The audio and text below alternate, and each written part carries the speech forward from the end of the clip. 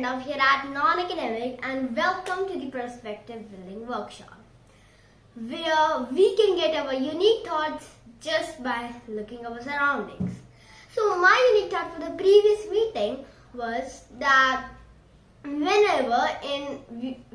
we go in developing countries like India and most of the Asian countries, then there's not a really nice source of water, because when I was playing with my friends, then I had to walk for like 2 kilometers just to get water.